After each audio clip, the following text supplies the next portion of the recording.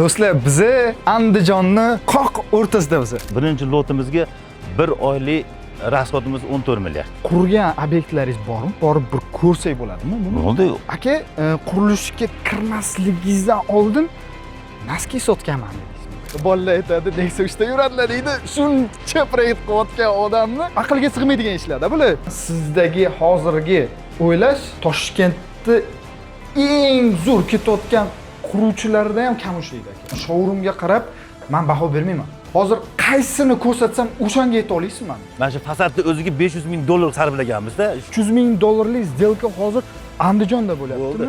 Vau, buni qara. Bu pod'ezd bu. Aka, bu to'yxona qilib tashlabsizlar-ku aka buni.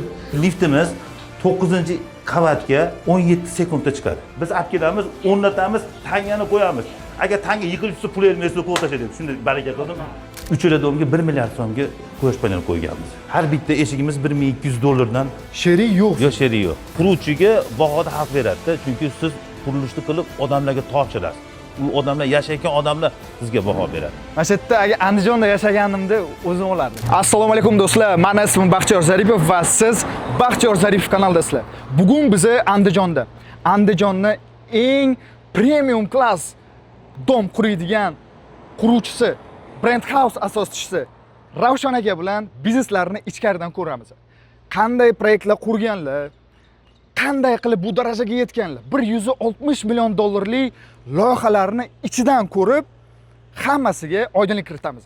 Agar sizga bu qiziq bo'lsa, yaxshilab o'rnashib oling va like bosishni unutmang. Assalomu alaykum, Ravshan aka. Assalom. Keling, yaxshimisiz? Yaxshimisiz? Tuzimsiz? Rahmat, o'zingizni yaxshi ko'ramiz. Rahmat. Aka, bugun qanaqandir bayram bo'ldi, sizlarga?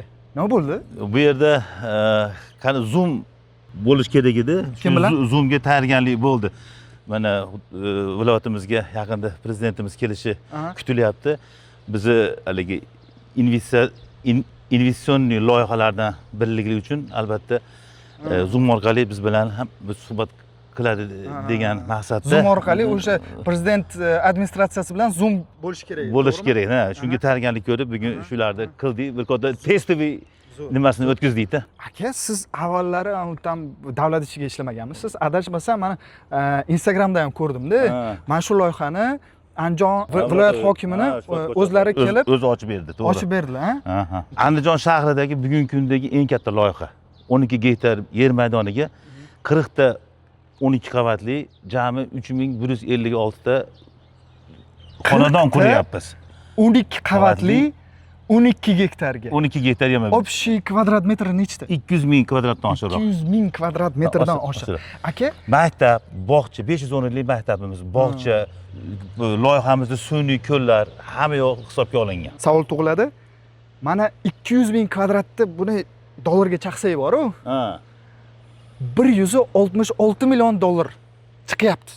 166 million dollar aka, hozirgi O'zbekiston terma jamoasini, o'sha jahon chempionatiga chiqqan jamoani biz mana bu yulduzlar bilan hisoblasak agar, butun terma jamoani narxi 80 million dollar bo'lyapti-da. Shundan kelib chiqish mumkinki, siz 2 marta O'zbekiston terma jamoasini sotib olib bilasiz bu pulga. Yo, endi u uncha pulimiz hozirgi vaqtda sotilib, shu loyihamiz bitib, sotilsa shunaqa bo'ladi. Endi u qanaqadir qismini qurishga ham sarflaysiz. Hammasi o'zimiz pul demagan emas. Endi hammasi bo'lmasa ham menga savol tug'iladi. Aka, siz qani aka vertolyotingizni ko'rsak bo'ladi? Yo'q. Ammo yo'q, yaxshi. Aka, nech pul chiqdi yer o'rtacha? Yer narxi o'sha. Endi yer narxini kelishilgan holatda boshqa tadbirkordan olganmiz. Ha. Kelishilgan. Qurilish davomida bo'lib pul to'lashga. 15 million dollar chiqadi shu yer. Shunaqa chiqadi. To'g'rimi? Ha. Aka, bu kranlarni ko'ryapman, hammasi o'zingiznikimi? 1, 2, 3, 4 ta kraningiz bor ekan. Hammasi o'zingizniki. Hammasi o'zimizniki. O'rtacha bitta kran narxi nech pul chiqadi? O'rtacha bitta kran narximiz 70 ming dollardan. 70 ming dollardan sizga hozir 4 ta kran mashinaga. Chunki o'sha 16 qavat bemalol quraveradigan kranlarni olganmiz. Juda zo'r. Hisobiga boshqa kranlar qimmatroq. Meni o'zi qurilish ichiga yurgan odamman va meni bu ob'yom bilan yoki qanaqandir kranlar bilan hayratlantira olmaydi ancha muncha odam. Lekin 1,5 oy oldin Ravshan aka meni konsultatsiya olish uchun meni chaqiruvdilar va o'sha kelganimda men bu masshtabni ko'rib hayron bo'lgandim va eng asosiysi Ravshan aka menga yoqqan taraflari, hislatlari bu o'zlarini ishlarini sevish. Juda ham sevadilar. Hozir ham savdo bo'limiga o'tiribmiz, klientlar kelgan. Faqat u klientlarni gaplashib, ularni rozi qilib uzatmadilar. Kamera kutib turibdimi, boshqa qilibdimi farqi yo'q. Hammasi kutib turadi. Bu asl biznesmenni, asl quruvchini xislat deb o'ylayman. Akam, maydonimiz katta va hozir объемda 40 ta domni hozir nechtasini boshlagan? Hozir bu 40 ta domni 4 ta lotga bo'lib olganmiz. Bu birinchi lotda. Birinchi lotda 12 ta uy quryapmiz.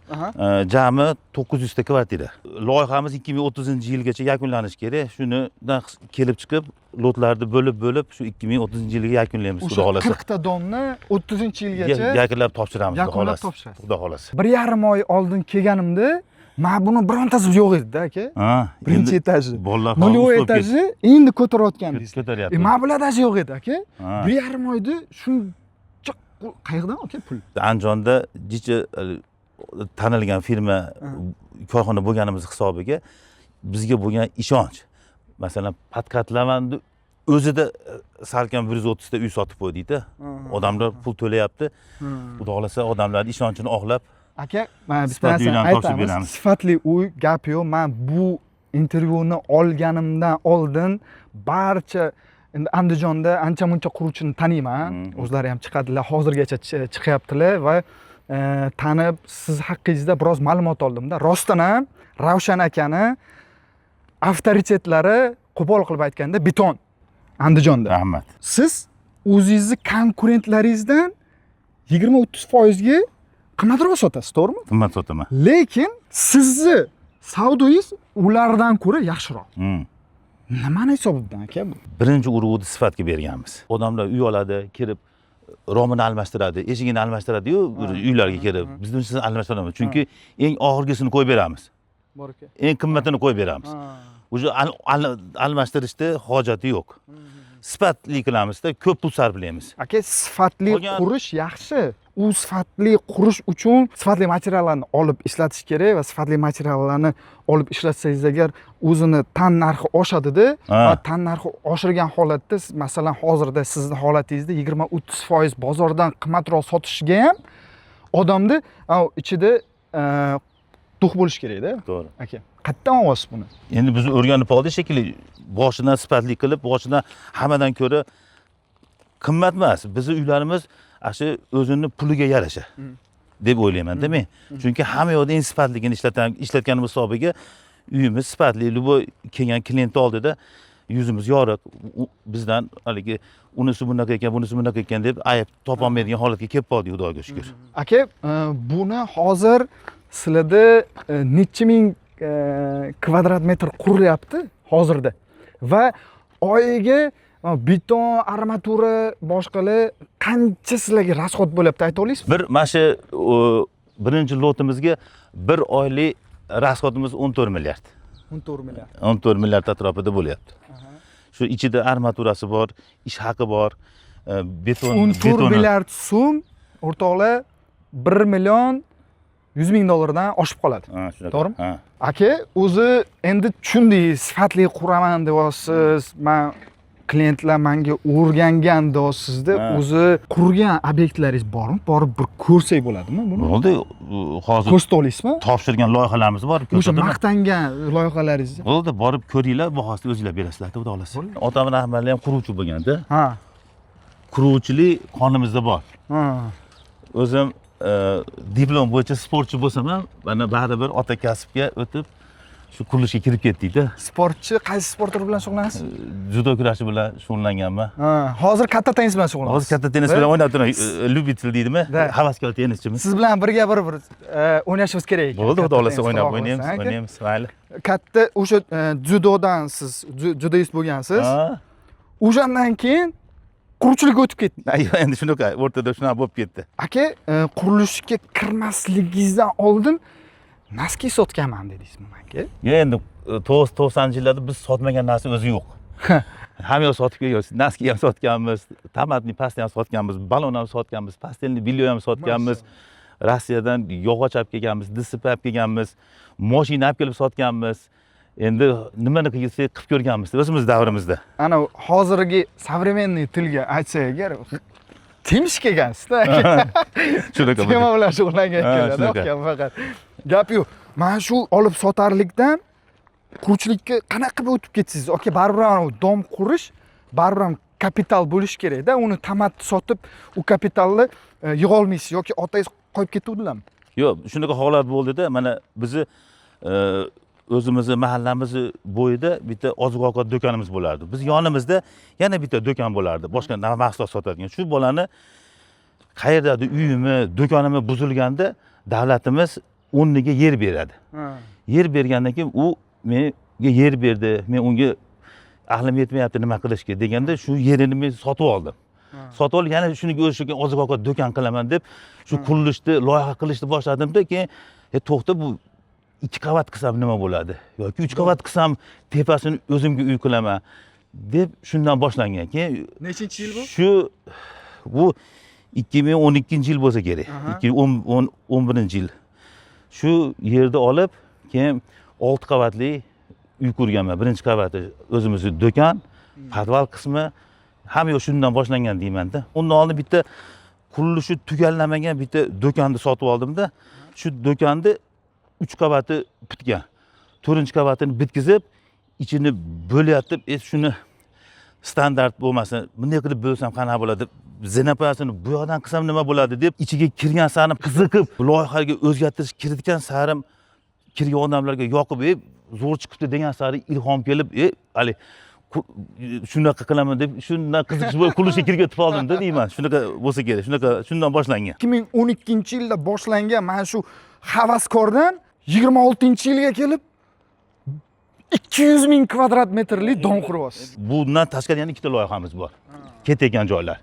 3 ta loyiha teng ketyapti bugungi kunda. Bu yerning o'zida 200 tadan ortiq odam ishlaydi dedingiz, ha? Ha, shu yerda o'zi 200 ta odamimiz bor. Naryoqda yana 50 ta odamimiz bor. Yollama ishchimiz 250 ta, o'zimiz xodimlar 50 kishi. Bitta qurilishingizni o'ziga 300 kishi ishlaydi. 300 kishi ishlaydi qurilish tashkilotimizda. Hozir bugungi kunda 300 dan ortiq odamlarimiz bor. Qo'rqmaysizmi? Buncha narsa qilish. Endi o'rganib oldik. Aka, men rostisi mana ba'zi bir quruvchilarni bilaman-da. Mana 10 ming, 20 ming qursa bor-u. O'sha bo'ldi, u hayotiga o'sha bo'ldi, boshqa narsa qilish kerak emas deb hisoblaydi-da o'zini. Tushunasizmi? Siz bo'lsangiz, aka, ko'rib turman, 160 million dollarlik loyiha boshlagansiz, lekin o'sha 15 ta dom qurgansiz, sostoyaniyingiz yetadi, umringizni oxirigacha ishlamasangiz ham bo'ladi, aka. Nimaga kerak, aka? Biz nima desam bo'ladi? Qonimizda quruvchini qoni bor. Biz qurilishda shu ijod qilamizda, shuni kasalimiz. Bizga pul emas, bizga shu ish bo'lib tursa, kelib mana men ishdan har kun obyektlarda o'zim aylanaman-da, men zavqlanaman, men dam olaman. Odamlar ishlab charchasa, men kelib ketayotgan odamlar ishlayotganini ko'rib, shu loyiha kunda kesib bitta etash ko'tarilgan bo'ladi. Qachon kelsiz, qanaqadir o'zgarish bo'lgan sari ilhom kelib, shu davay ishlayib keladi. Shu o'zi aytib, qurilish kasaliman uka men. Da. Mana shu joyda aka bitta savol keldi-da. Mana bu sizni ham Maybach, Range Rover, Rolls-Royce'ingiz bormi? Yo'q, hech narsa unaqa mashinam yo'q. Men bitta mashinam bor xolos. Mashinaga unaqa qiziqmayman. Bolalar aytadi, Nexia 3 ta yuradilar deydi. Shuncha proyekt qilayotgan odamni aqlga sig'maydigan ishlar-da bular. Aka, 10 ta xohlasangiz olasizda, aka. Endi o'zimizni masalan quruvchilarga ham, hozir bizlarni quruvchilar ham qarab turibdi. Nimaga qimmat mashina olmaysiz? Nimaga masalan qanaqandir bilmayman, Balidan qanaqandir cottage yoki Dubaydan penthouse olib tashamaysiz, aka? Nimaga? Xohish yo'q bo'lsa kerak edi bu ishlarga. Xohish yo'q. Biz qurish kerak. Biz faqat qurilishda yurishimiz kerak, ijod qilishimiz kerak, sotishimiz kerak, odamlarga sifatli uy yetkazib bersak, shu kungacha hammadan mana o'zimizning saytimiz bor. Mana saytimizda kommentariyalarni biroz o'qiyman. Mana shu saytlar mana shu pastda chiqadi. Xudoga shukr, birorta negativ biz to'g'rimizda yo'q. Shunga men xursandman juda. Aka, bu ishlarni qilishda odam siz aytganda agar materialni, ya'ni faqat pul ishlayman degan odam bu ishlarni qilmaydi, aka. Yo'q, maqsad unaqa bo'lish kerak emas. Maqsad zo'r qurishim kerak. sifatli qancha sifatli, qancha ko'p pul sarflagan sari pul o'zib kelaveradi. Odamlar bugungi kunda qurilish bozori, uy bozori to'ldi. Tushunyapsizmi? Boshidaqa kim uy qursa bum pulni olishlar to'xtadi. Odamlar sifatli farqiga bor bo'ldi. Odamlar arzon uy ekan deb olib shu uydan yillab chiqmayapti. Hali unisini almashtirgan, hali bunisini almashtirgan, shundan to'ydi odamlar. Bugungi kunda sifatli bo'lsin, zo'r bo'lsin, juda qimmat bo'lsa ham shuni bitta olib, umrim oxirigacha bir shu uyning ichiga boshqa pul sarflamay deyapti odamlar. Juda ham ko'p quruvchilarni bilaman, arzonrog'i ustani chaqiradi. Qanaqandir qayergadir ekonom qilish uchun, yoki nimagadir mana shu skidka berish uchun-da arzonroq sotish uchun harakat qiladi. Aka, sizni podxodingizni ko'ryapman. Bu podxoddan qarama-qarshisida. Buni ham olsangiz agar bizani ham uslugalarimiz arzon turmaydi-da, lekin siz aytyapsizki, bu tam zo'r bo'lsin deyapsiz-da. Chaqirib olasiz. Sizga farqi yo'q. Eng asosiysi siz aytgan narsani chiqarib bersa bo'ldi. Bo'ldi, ha, xudo xohlasa. Siz mana shu qurilishda ham mana shunaqa podxod bilan ishlayapsiz. Aka, bunga asta-sekinlik bilan keldingizmi yoki 15 yil davomidagi maktabda 15 yil ichida mana bitta loyihada baribir birinchi loyihada odam xato qiladi. Bu xatoni keyingi loyihada qaytarmaydi. Shunaqa qilib odam sekin pishib boradi-da. Xo'p, Ravshan aka, mana shu siz aytgan Loyiha. Ravnaq City. Ravnaq City loyihasi. 40 ta blok. 40 ta dom, 40 ta uy. 40 ta uy. 200 ming kvadrat metr kvadrat. Nechta xonadon? 3150 ta. Aha. To'rga bo'lgansizlar hozir. To'rga bo'lganmiz. Qaysisini hozir ko'taryapsiz? Mana birinchisiga mana shu A, B blogimiz 12 ta uyni hozir mana hozir kirib ko'rdinglar, yo'l ustidagi. qurilish ishlari shunga ketyapti. Mana shuni. Keyingi blogimizda mana shu yerga issiqxona, kotelli, maktab va bunavi DS bloklarimiz quramiz. O'zini maktab, bog'chalar hammasi bo'ladi. 500 o'zini maktab, bog'cha, mana parkovka, suvni ko'llariga to'g'ri bo'lyapti. Hammasi ko'raman, balkonlari bilan, hammasi. O'rtacha kvadrat metrlaringiz necha kvadrat metrdan boshlanadi? 42 kvadratdan eng katta uyimiz 100 kvadrat. Sotuv bo'limingizni ham chiroyli qilib, mana Toshkentdagi stilda qilib, aka, Andijonda bo'lsa harakat qilyapmiz. Gap yo'q. Endi boru, bolalar, mana detallarni ko'rishingiz kerak.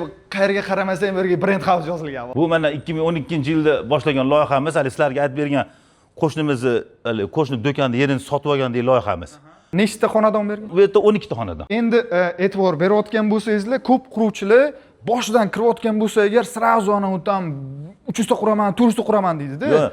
Hamma quruvchilar ham masalan 12 ta kvartiradan boshlab, endi bo'lsa mana tam 3000 3000 tagacha yetgan. Mana keyingi loyihamiz 15-yildagi loyihamiz bu yerda 26 ta kvartira. Keyin bitta rekonstruksiya qilganmiz, bitta binoda mana shu yerda 40 ta xonadon. Bu rekonstruksiya qilgan. Rekonstruksiya bu tayyor binoni sotib olib rekonstruksiya qilganmiz. Biz ham qurilish bilan shug'ullanamiz-da. Lekin aka, binoni sotib olib, qurmasdan rekonstruksiya qilib, zinabalarni almashtirib, aka, u qanday opit qayerdan sizda? Loyihachilar bilan ishlaymiz, kuchli loyihachilar bilan ishlaymiz.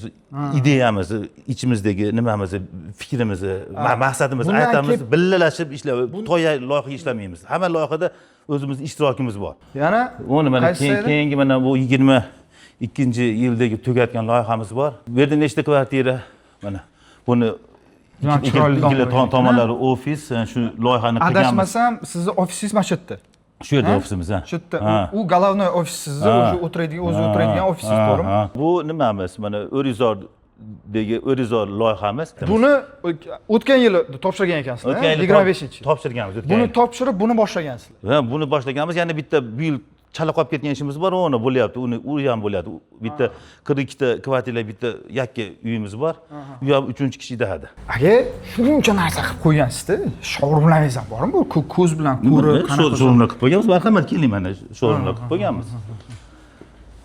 Ana bugungi kunda ofis продажаning ichida, savdo bo'limining ichida showroom qilganlar. Qo'yayotgan eshiklarimiz hamma yoqda qo'yganmiz. Bu tayyor kvartira mana shu. Mana bu bir xonali 50 kvadratli bir xonali uyimizni showroom qilib qilib qo'yganmiz, odamlarga ko'rsatyapmiz. Kirgan odamlar o'sha hali tasavvur bo'ladi-da. Savdo bo'limining o'ziga bir 200 ming Yo, bir 100 mingcha sarflaganmiz. 100 ming. 100 mingni 2 yil o'tadi, keyin olib tashlaysizlar. Shunaqa bu zamon talabi. Shu narsani qilmasangiz bo'lmaydi. Qurilishni qilgandan keyin sotib bo'lim qilaman demaysiz-ku, oldin qilinadi. Bu narsa hamma joyda bor narsa. Aka, men sizga bitta narsani aytaman. Sizdagi hozirgi o'ylash Toshkentda eng zo'r ketayotgan quruvchilardan ham kam ishlaydi aka. Shu uchun ham siz hozirda Andijonda nomer 1 bo'lib o'tiribsiz. Rahmat. Endi bo'lsa, aka, biz ko'rdik. Aka. Endi showroom ham, mayli, endi buni ichkarisini ham ko'rdik. Showroomni ham aka, bu mana klientlarga ko'rsatish uchun zo'r qilib qo'yasiz-da. No, to hech kim showroomni yomon qilmaydi. Shuning uchun ham showroomga qarab men baho bermayman. Menga tayyor qurgan domingizni mana shuncha loyiha ko'rsatdik. Ko'rdim, ko'rsatdim. Hozir qaysini ko'rsatsam o'shanga yeta olasizmi mana? Gap yo'q, qaysi birini tanlaylar? Masalan, xohlasangiz. Keling, men bitta loyihani tanlayman, baribir birinchi loyihadan oxirgi loyihangizgacha qanchadir etap o'tib ketgansiz. Oxirgi loyihangizni menga ko'rsating. Bo'ldi, oxirgi loyihani ko'rsataman, yuring. O'zini lokatsiyani o'ziga borasiz, aka. Ketdi. Boramiz. O'sha nimaiki aka, ko'p quruvchilar, mana quruvchilar bor o'zi, do'stlar. Gapirishga usta bo'ladi-da. Men sifat, nomer 1, premium degan so'zlarni juda ham yaxshi ko'radi. Va qurgandan keyin mana bu so'zlariga qilgan amali o'xshamay qoladi. Shu uchun ham men bugun mana shuncha narsani bildik. Men Ravshan akani juda ham hurmat qilaman. Men bularni so'zlariga ikkilanayotganim emas. Lekin baribir mana ko'z bilan ko'rgan odam aka yaxshiroq bo'lardi. Ko'z bilan ko'rib bo'lsalar bo'laveradi. Shunday. Mana Baxtiyorjon, sizga aytgan oxirgi loyihamiz, O'rikzor loyihamiz. Bu 25-yilda tugatgan loyihamiz. Kelayotganimda bu rayon juda ham qimmatmi deyman, yaxshi ko'rinib, Toshkentda Taras Shevchenkasiga o'xshar ekan. To'g'ri, shunaqa. Taras Shevchenkasi Toshkentda shu eng takoy elitniy rayonlardan biri hisoblanadi. O'rikzor, Andijonda. 3-kichik dahani joylashgan. Eng sentr desak bo'ladi. Chunki bu yerda oldin O'rikzor bo'lgan, o'rik bog' bo'lgan. Tushundingizmi? Shuning uchun bunda eskidan joyi O'rikzor deb tushunadi. Ravshan aka, siz premium dedingiz-ku, yaxshi sifatli quraman dedingiz aka. Sizning fikringizda nimasi premium buni aka? Endi premium deganda hamma narsani eng qimmat ishlatilgan. Masalan, deydi mana fasad, gazoblok urilgan, gazoblokdan keyin uni bazalt qo'yilgan, bazaltni ustidan fasadni yig'ish urib chiqilgan. Mana bitta fasadni yig'ishimiz o'rtacha xizmati, yo'l kirasi, hamma xizmatlarni o'rtacha $1 tushgan. Shu yerga 500 mingta g'ish ketgan. Mana shu fasadni o'ziga $500 ming hisoblab sarflaganmiz-da. Konditsionerlar, mana e'tibor bersangiz, nimaga konditsionerlarni o'zimiz qo'yib beramiz? Bitta urovenda, даже konditsionerlarda oqadigan suvlari ham mana stayalarga ulangan. Tushunyapsizmi? Mana boshqa uylarda qarasangiz, fasadni buzib turadigan narsa konditsioner. Bittasi chapga, bittasi o'ngga, bittasi har xil markada qo'yib olgan. Bitta bir Citronik qo'yib olgan. Bitta urinda, bitta shaytonda 3 xonali uyga 4 ta, 4 xonali uyga 5 ta, 2 xonali uyga 3 ta, oshxonasigacha даже hamma xonasiga konditsioner qo'yamiz. Даже men hozir Toshkentda Yakkasaroyda yashayman. Yakkasaroy Toshkentda eng qimmat rayonlardan hisoblanadi. Men yashayotgan u ham elitniy hisoblanadi, lekin men bunaqa podxod u yerda ham yo'q. Harakat qilyapmiz.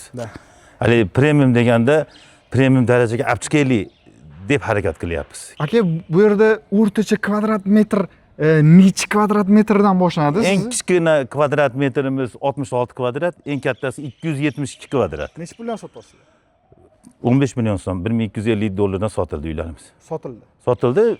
10% qoldi, 5% qoldi. Eng katta ana сделкangizni aytib bo'ladi. Masalan, eng qimmat uyimiz 270 kvadrat penthouse, 7 xona, ichida 4 ta sanuzel bor, plus ko'chada 60 kvadratdan oshiqroq terrasasi bor.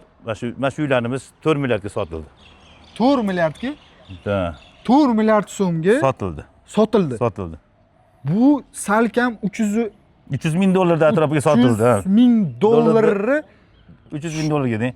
Shunaqa 300 ming dollarlik сделка hozir Andijonda bo'lyaptimi? Bo'lib, 1 yil davomida bo'lib pulini ham to'lab bo'ldi. Hozir mijozdan nomiga kadastrga o'tkazib ham berdik. Akalar bizni poytaxtdan mana bu Nestvandan 250 mingga qanaqandir kvartira qo'ysa agar juda ham qimmat deymizda, lekin Andijonda turib, aka premium klass uy qurib 300 ming dollarga sotilgan deyaptilar.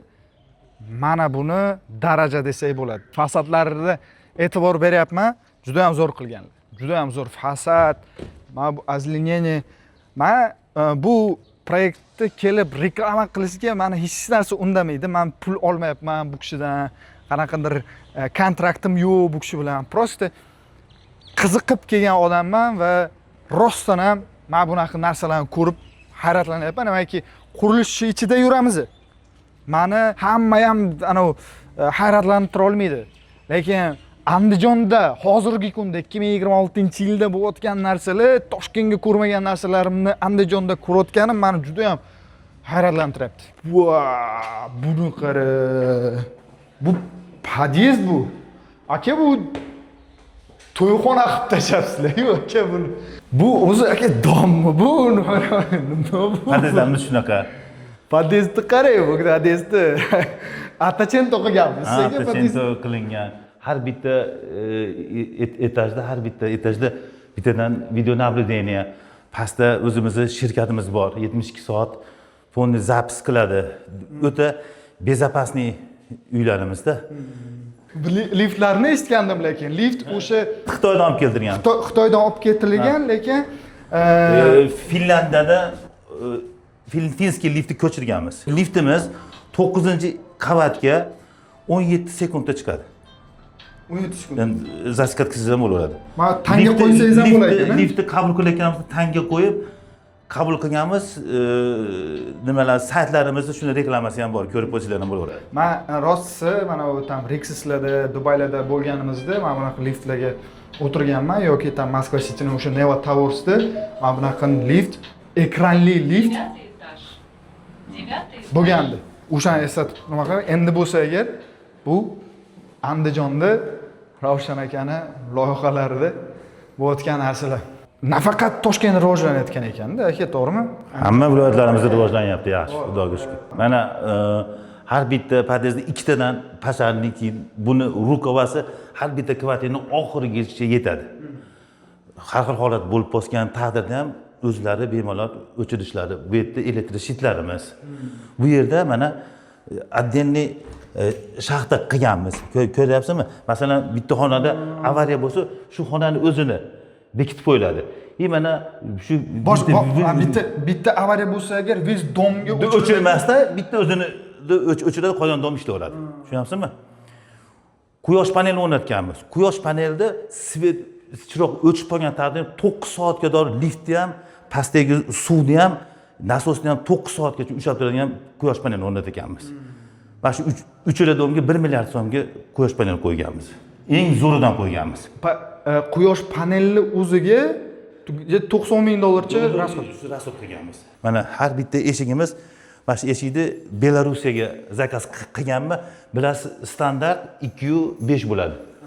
220 qilib Belorussiyaga zakaz qilganman. Har bitta eshigimiz 1200 dollardan 1200 dollar eshikni o'zi. Eshikni o'zi. Rostdan ham eshik bor-ku. Og'irligi juda og'ir, lekin juda mana o'ta yengil yopiladi. Juda безопасный. Bunker degan eshik. Даже mana kanalizatsiyonni turbalarimizda odamlar kanalizatsiyani ishlatganda ovozi chiqmasin deb отдельно hamma turbani shumka qilib chiqqanmiz. Ko'ryapsizmi mana? Shumka qilib ustidan salomlarni o'rab chiqqanmiz. Bu narsa ham hech kim turklar kirib ham masalada kanalizatsionni turbani shumka qilingan. Ba'da uyda o'tirgan odamni oqayotgan suv eshitilmasin deb. Biron narsa ishlayapsizmi? Bu shuncha qurilish qilib, buncha xarajat qilib biron narsa qolyaptimi yo'qmi? Dam olyapmiz, umrimiz uzayapti. Remont bo'lgandan keyin uylarimiz juda ochilib ketadi. Mana bitta mijozimiz uyini ko'rsatamiz. Remont qilingan holi 123 kvadrat uyimiz. Romlarni ko'rsatay. Hamma qurilishda bir tomon ochiladi. Bilasizlar, e'tibor berganmiz. Bizda ikkalasi ochiladi. italyanskiy furnitura. Endi e'tibor bersangiz, ko'cha tomondagisi barokko rang deydimi? Bu mana shu rangini o'ziga salkam 100 ming dollar pul periplata qildik. Rangini. Chunki buni rang hamma remontlarga tushaveradi. Romni rangini o'ziga 100 ming dollar periplata. Ha, engil bir termo romga 1 kvadrati 270 dollardan qo'ydik. 3 qavat ayna. Oldidagi ayna ham, oldidagi yo'diyu ayna ham rossiyskiy ayna. Energiya zbirkashi okna deydi-yu, quyoshda mana o'zi quyoshda issig'i, nuri o'tadi, hali issiq o'tmaydi. Yorug' o'tadi, issiq o'tmaydi. Aniqlik kiritmoqchiman. Buni klientni o'zi qo'ymagan. Buni mana shu romlarni hammasini qo'yiladi-da, ya'ni ichki remontini klientni o'zi qiladi. O'zi qiladi, ha. Lekin mana bularni sizlar qo'yib berasiz. Bu mana konditsioner ham xonamizda konditsioner mana shu oshxonasi. Radiatorlarimiz Rossiyaning Rifar degan firmasiniki. Rifar bugungi kunda dunyoda birinchi o'rinda. Chunki ham qimmat, ham sifati. U haligi dengizda, muz okeanlarda yuradigan lidakollar ham shundan qo'yadi. Tushunyapsizmi? Ularda mana nimani hisobiga ham shu radiatorlar chidaydi ekan. Agar deydi, mana shu sifatdagi liftni qo'ygan 250 ming dollarga qo'ygan bo'lardi. Shunaqa gaplashdim, seni pulingga dedim, men narxingga talashmayman dedim. Lekin sifat zo'r bo'lish kerak, narxga talashmaysiz, biz oldindan pul bermaysizda deyapti. Biz olib kelamiz, o'rnatamiz, tangani qo'yamiz. Agar tanga yiqilsa pul bermaysiz, qo'l tashlaydi. Shunda baraka qildim. Malades, rahmat, cho'tki qilish berdi, oldim, pulini to'lab oldim. Hammasi bo'lib 42 ming dollardan tushdi bitta kvartira, bitta liftim 42 ming dollar hammasi ichida olib kelish, o'rnatish, topshirish. Bunaqa liftlardan nechta? 4ta obyektimizni qo'yganmiz, 4ta domimizga. -1 ham yorib qo'yganmiz, ko'ring. -1 demaydi birov. Mayli. Ya'ni -1. Endi mana -1 da kvartiramiz patqulch sotamiz. Mana. O'shaki nimaga -1 da imенно -1 da odamlar -1 deganda endi podval ekan deb xayolga kelmasin deb -1 da remont qilib beryapmiz. Kirgandan keyin boshda -1 dan bir ko'ring, pulingiz yetmagan bo'lsa, patqulch 1000 dollardan sotyapmiz. Bitta ko'ribdi tushkisi kelmay turadi. Bitta tushgandan keyin bo'ldi, shuni olaveraman. Mana shu -1larimiz hammasi sotilib ketdi o'sha, tushunamizmi? Mana mebellarni oxirigacha qilib berishimiz kerak. Nechta quruvchi bilan ishlaymiz? -1 da juda ham savdo past. Juda past. -1larimiz sotilib bo'ldi. Hammasi. Ha, ikkitami qoldi. Hammasini desam yolg'on bo'ladi. Ichiga texnikasi, mebeli, kir mashinasi hamma yo'lni qo'yib beramiz. Bu kvadrat necha puldan chiqadi? Bu oddiy 1000 dollardan sotyapmiz. 1000 dollardan sotyapmiz. Hamma patqulch. Patqulch remont qilib, hozir agar anjonliklar qo'yib beramiz. Anjonliklar ko'rib turgan bo'lsa, patqulch 1000 dollardan mana shunaqa uyni olsalar bo'ladi. Bo'ladi. Ravshan akani Urug'zo'rdagi loyihalarida qurilgan domlarini eng tepa qavatidamiz. Hozir terrasani ko'rsatadilar bizga. Do'stlar, bizi Andijonni qoq o'rtasida bizi. Butun Andijon qo'lingiz ostida. Mashalloh. Tog' ko'rinib o'tiribdi. Ha, mana shu uyimiz terrasi. Hozir mayerga barbekyu shuna narsalarni qilib beryapmiz. Bular putadi, bular bitgan, ha. Tennisni kort, muz saroy, eng katta stadion, mana bog'cha, maktab, mana futbolni poli, mana basseyn, pastni ko'ring. Basseyn 24 ga 7 ko'cha, ekopark, hamma joyda. Bunaqa lokatsiya yo'q. Keyingi yana bitta loyiha mana. Shuni Hasani. O'sha ko'rsatganingiz savdo bo'limida mana shuni. Ha, u ham mana bitib qoldi. Bitib qoldi. Ha, u ham shunaqa holatda. Uni ham ko'rib qo'ysanglar bo'ladi. Juda zo'r. Bu Qizilg'ishlar bizning brendimiz. Shu qizilg'ishni ko'rganda brend house uylari deyishadi. Asosiy fasadlarga o'zingizga stil qilib olganmiz buni. Shunaqa. Qizilg'ish hamma loyihamizda shu qizilg'ishni ishlatamiz. Mana quyosh panellarimiz aytgan quyosh panellar shunaqa qo'yganmizki, pastdan ko'rinmaydi. Mana shu yerda agar Andijonda yashaganimda o'zim olardim. Bo'ldi, ilohim nasib Xudo xohlasa. O'sha bolaligingizdan quruvchi bo'laman deb yurgan. Bolaligimdan sportchi bo'laman deganman. Sportchi bo'lgan. Judo bilan shug'ullangansiz. Ha, judo kurashi bilan 20 yil shug'ullanganman. 20 yil. Ha. Keyin qurilishiga o'sha birinchi obyektingiz o'zim psixotunist tugatganman. Trener judo kurashi bo'yicha murabbiyman. O'zim soham bo'yicha ham sport kollejida ishlaganman bir vaqtlar. Judo bo'yicha trener, murabbiy 15 yildan keyin 200 ming kvadrat metrli uy quryapti. Ulkan loyiha quryapti. Bu Xudoim shu yetkazganiga shukr. Birinchi o'sha o'zingiz olgansizda, do'kon quraman degansiz, to'g'rimi? Shu do'kon quraman degansizda, ichiga kirib, keyin domga o'tib ketgansizda, birinchi domingizni ko'targansiz va ikkinchi, uchinchi domlarga o'tib ketgansiz. Shunda quruvchilikda mana bitta obyektni tugatdim, keyin bitta obyektga o'taman deb hammasi haligi переходящий bo'ladi deydi. Nima deydi o'zbek tilida shunaqa. Bitta qurilishni qilaverasiz, u qurilish yakuniga yetib yetmasdan boshqa joydan o'sha yer chiqaradi. Quruvchiga shunaqa. Mana shu kunda shu yerda loyihani qilyapmiz, 2030-yilgacha loyihamiz bor. O'sha bizga tushayotgan takliflar ko'pda. Ba'zi yer bor, ko'rasizmi? Bu yerda mana loyiha bor, ko'rasizmi? Qiziqish bor odamlarda. O'sha oxiri yetib yetmasdan keyingi loyihalarga tayyorgarlik bo'laveradi. Quruvchilik shunaqa, biri-biridan o'taveradi. Bu yerda to'xtab qolish bo'lmaydi. Aka, siz hozir ko'rsatganingizdek har 2 yilda bitta qurilish qilgansiz. Lekin shunaqa quruvchilar bor, aka, 2 yilda 5-6 ta proyekt olib qo'yadi-da. Вот bunaqa quruvchilarga sizni fikringiz qanaqa? Endi hamma o'zi uchun javob berish kerak. Biz qanaqa olamiz. To'g'ri, atrofdan ko'ra jicha qurilishni sekinroq qilamiz. Shu sifatli zo'r qilib topshirib bitta ishni tugatib, keyin ikkinchisiga o'tishga o'rganganmizda teng hammasini boshlab oldi, hammasi teng chala. Bu odamni ham haligi faktiski fiziki ham odamni o'zi kuchi yetmay qoladi bu narsalarga. Shuning uchun kuchimiz yetganicha, mablag'imiz yetganicha loyihani bittasini bitkizib, keyingisiga o'tishni to'g'ri deb hisoblayman. Tushunishim bo'yicha siz mana shu Brand House kompaniyasini yagona asoschiman, o'zi ta'sischiman. Sherik yo'q. Yo'q, sherik yo'q. Sherik ishlamayman. Chunki o'zim o'ta injiq odamman-da, buni bir-ikki gapirganman. Hamma yoqda eng qimmatini, eng sifatligini qo'yib o'zim hali maza qilaman. Tushunyapsizmi? Sherik bo'lsa nima deyishim mumkin?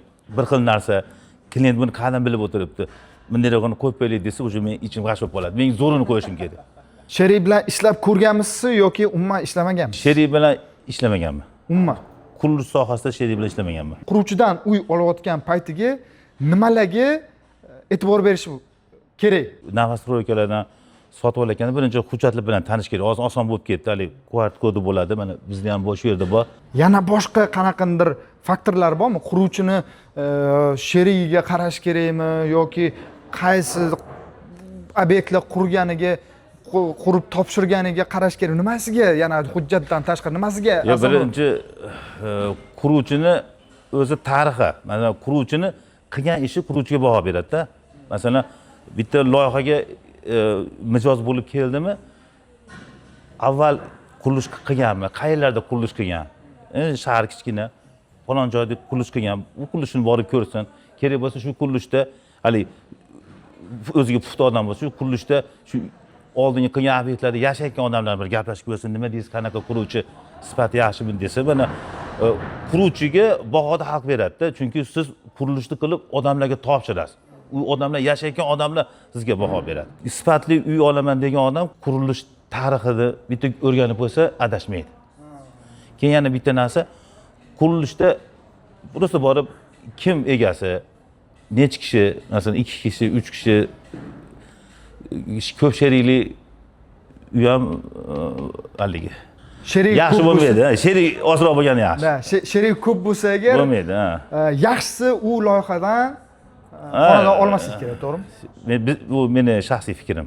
Endi Ravshan aka juda ham o'zi hech kimga ozor bermay deydilar-da. Hech kimni orqasida yomon gapirib qo'ymay, boshqalarga zararim tegib qolmasin deydilar. Lekin bu gaplarni aytmasak ham bo'lmaydi. Ba'zi bir quruvchilar bor, sizni darajangizga yetishni xohlaydigan, sizda mana shunday brend qurib, mana shunaqa zo'r obro'y bor, o'zini joyini topgan qurish kompaniyasi, qurish niyati bor odamlarga nima maslahat berib bilasiz aka?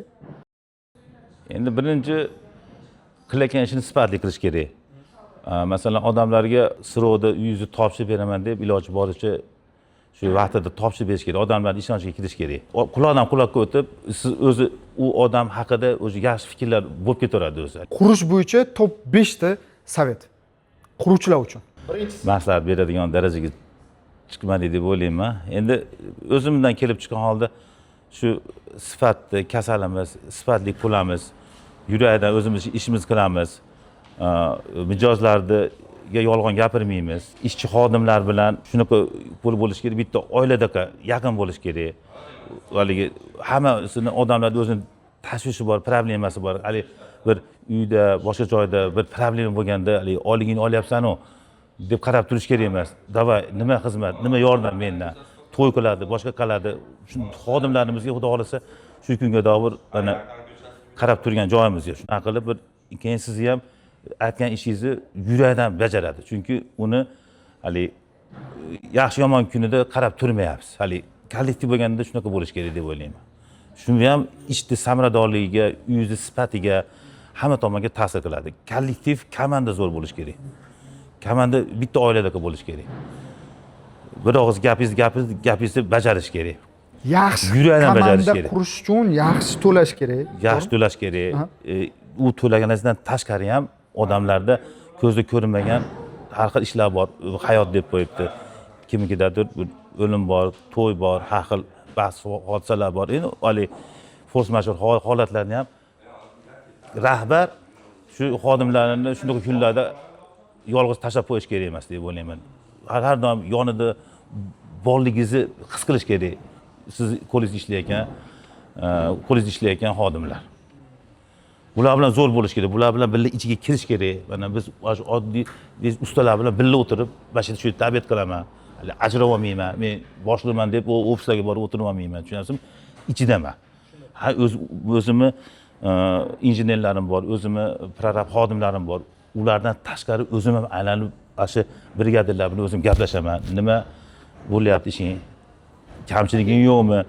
Kirish kerak. Ichiga nimaga shu protsessga kirish kerak-da. Ba'zi bir quruvchilar bor, xodimlarni ham arzonroqni oladida.